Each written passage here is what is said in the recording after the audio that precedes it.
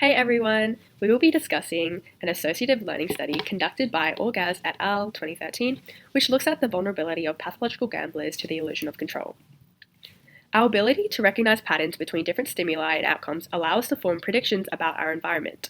This occurs through the process of associative learning, whereby repeatedly presenting a connection between two stimuli results in the formation of a perceived causal relationship.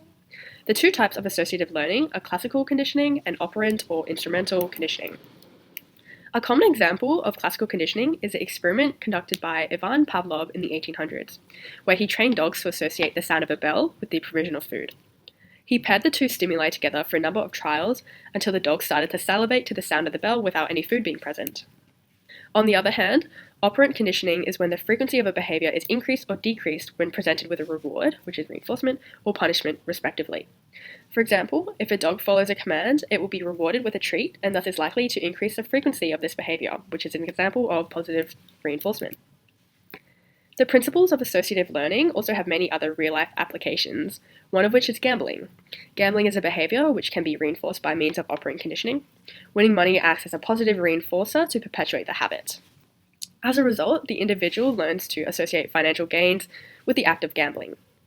Pathological gambling is a psychological disorder which has a strong premise in the fact that the individual possesses a strong illusion of control when gambling. The illusion of control refers to the false belief whereby people think that they are controlling outcomes, when in reality the outcomes are actually uncontrollable. Pathological gamblers have been shown to have a distorted perception of control when gambling. This is because the brain is trying to create a relationship between the act of gambling and the outcome, especially when the outcome is positive.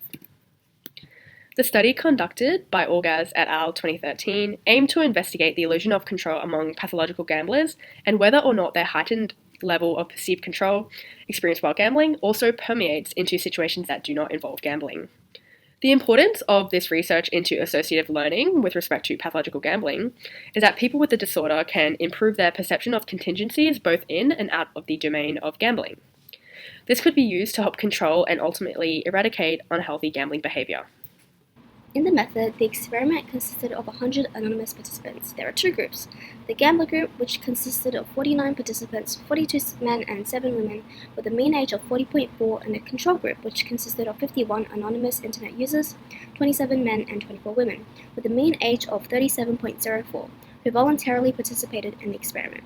The experimenters measured the contingency between behavior and outcome as dependent variables, operationalized by the probability in which participants administered medicine to the fictitious patients and their judgment of control. The independent variable was the existence of a pathological gambling diagnosis of an individual, operationalized through using the South Oak Gambling Screen Questionnaire for the gambler group and voluntary participation from the control group. The experiment was completed by both groups through an online laboratory.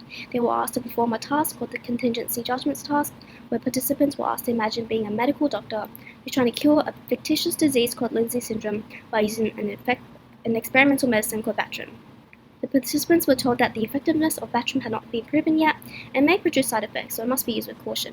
They were then exposed to 100 fictitious patients one at a time that suffered from the syndrome and to choose between giving them the medicine or not.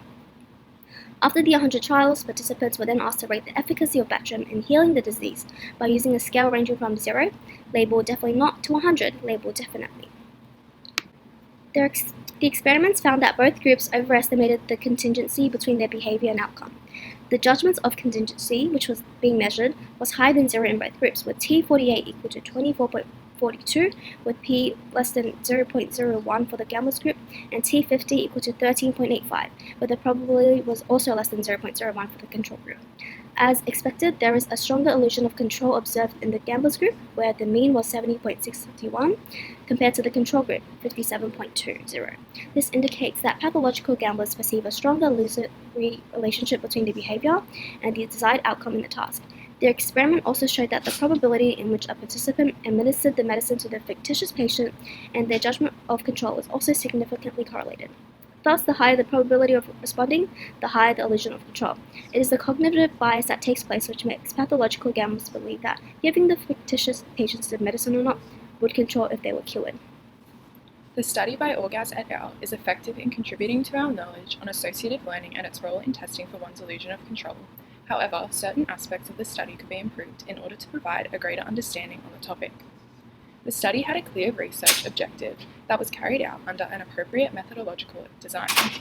In order to avoid validity issues that were associated with previous experiments on the topic, the researchers deliberately used a standard associative learning task as opposed to introspective methods such as self-reports to collect data, hence preventing the risk of social desirability biases arising.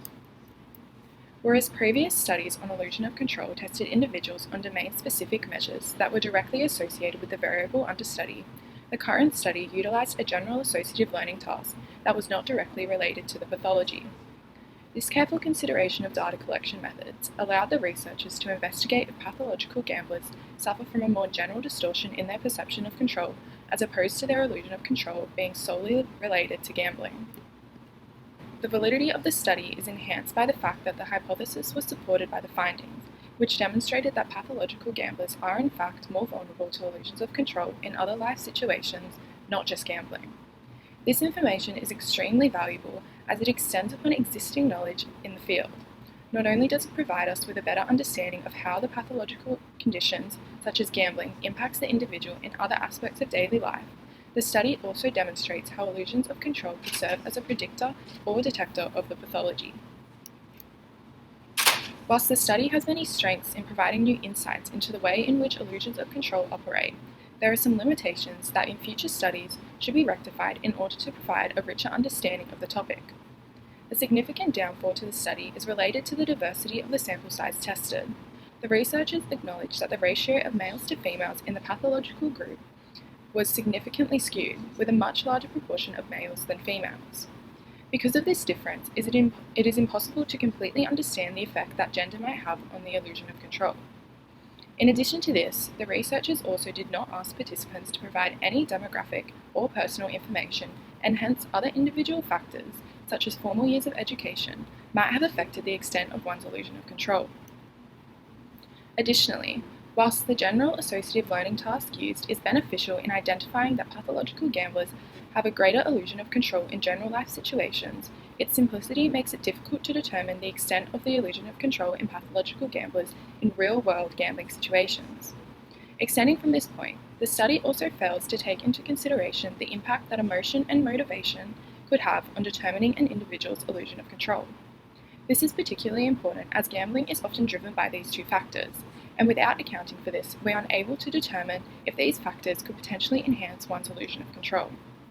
Upon a comprehensive analysis of the existing study, we have discerned some noticeable gaps within the experimental procedure, rendering it oversimplistic and fraught with various uncontrolled variables that affects both the reliability and validity of the experiment to a moderate extent. Foremost, the task does not collect and analyze the emotional and motivational factors in problem gambling, as the procedure only focuses on the one aspect of decision-making, thus providing a limited perspective rather than a holistic understanding of the multifaceted nature of problem gambling. Further, the utilization of the yes and no buttons have limited capability to capturing the complex decision-making processes involved in real-life gambling situations. Moreover, the dichotomous nature of the study only presents a surface-level insight into the intricate learning and feedback processing as part of the neuromechanisms that contribute to pathological gambling. So to address the aforementioned gaps, we present the following study. So the study aims to analyze the emotional and motivational factors influencing the illusion of control between pathological and non-pathological gamblers. Study design. Prior to the study, an online eligibility survey is used to pre-screen individuals and assess if they qualify for the pathological or non-pathological gambling groups. This survey's major questions involve segmenting the groups based on the signs and symptoms to be categorized in either the pathological or non-pathological groups. Additionally, in order to ensure the consistency of results, participants may not suffer from any on-day extreme moods that may impair the decision-making abilities. Having fulfilled the prerequisites for the next phase, the participants are given a tutorial to familiarize themselves with poker. AI was utilized to facilitate a gambling scenario to ensure consistency while invoking a range of emotions in a regulated, pressure-filled environment. There are a total of 12 rounds in which the AI uses comments that appeal to the three emotions of motivation, rage, and ambiguity that are cycled through a random order every 3 rounds. For example, the AI may agitate with comments such as, "Someone like you will never win," in an effort to incite rage. On the other hand, it may praise the player by saying "great hand" to boost motivation. Additionally, a participant's decision will be challenged by the AI with questions like, "Are you sure about that hand?" before a hand is played, in order to arouse doubt and the dread of loss. Prior to each round, participants' brain activity is recorded via the EEG machine to create a baseline for the typical brain activity and any henceforth abnormalities were recorded to indicate the extent of vulnerability towards the illusion of control, therefore addressing our aim. The presence of notable gaps within the experimental procedure undermines the rigor and robustness of the study's findings. In actual gambling scenarios, individuals face a myriad of situational factors, cognitive processes, and emotional influences that collectively shape their decision-making. However, the experimental setup's simplicity, particularly the reliance on a single button for responses, fails to capture the multifaceted nature of decision-making in gambling. Consequently, the study's external validity is compromised, as the findings may not accurately reflect how individuals would behave in authentic gambling scenarios. Moreover, the study's lack of control over various variables introduces uncertainties that affect both the reliability and validity of the experimental's outcomes. Uncontrolled variables such as the individual differences in cognitive abilities, personality traits, and emotional states can confound the results and make it challenging to establish causal relationships between variables of interest. This comprises the internal validity of the study, reducing the confidence with which researchers can attribute the observed effects to the manipulated factors. To address these issues, future research should incorporate more stringent control measures and consider conducting the study in real-life gambling environments where certain variables can be better managed. The study's focus on a single aspect, namely the illusion of control, neglects the broader spectrum of emotional and motivational factors that underlie problem gambling. Problem gambling is a complex phenomenon influenced by a wide array of psychological drivers, including emotional responses to wins and losses, motivations for gambling, and past experiences with gambling activities. By exclusively centering on the illusion of control, the study provides only a partial view of the problem gambling landscape. This limited perspective hinders the development of a comprehensive understanding on the condition and may lead to incomplete interventions.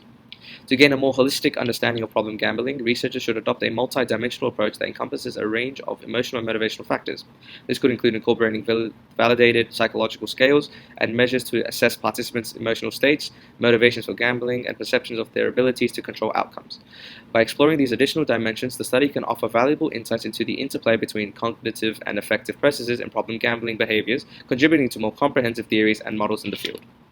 The reliance on choice-based tasks as the primary means of data collection limits the depth and richness of insights into the neural mechanisms contributing to pathological gambling. While the bottom nature of the study may provide some initial behavioral data, it fails to capture the intricacies of learning and feedback processing within the brain.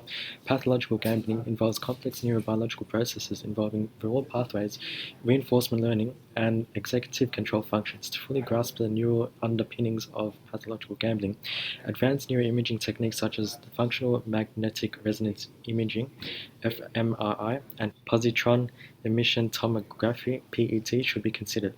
By utilizing neuroimaging, researchers can directly observe and measure brain activity during gambling tasks, pinpointing specific brain regions and networks involved in pathological gambling. This approach can identify deviating brain activities that correlate with the severity of gambling disorders, leading to potential biomarkers for early detection and intervention. Additionally, neuroimaging data can complement behavioral data, providing a more comprehensive and nuanced understanding of the neurological processes contributed to pathological gambling. In summation, acknowledging the complexity of problem gambling, incorporating emotional and motivational aspects, and utilizing advanced neuroimaging techniques, researchers can pave the way for a deeper understanding of the illusion of control, leading to a more targeted and effective approaches for addressing problem gambling behaviors in society. The results from this study could potentially contribute significantly to our understanding of decision-making processes in gambling and its association with brain activity, providing valuable insights into the phenomenon of illusional control in both pathological and non-pathological gamblers.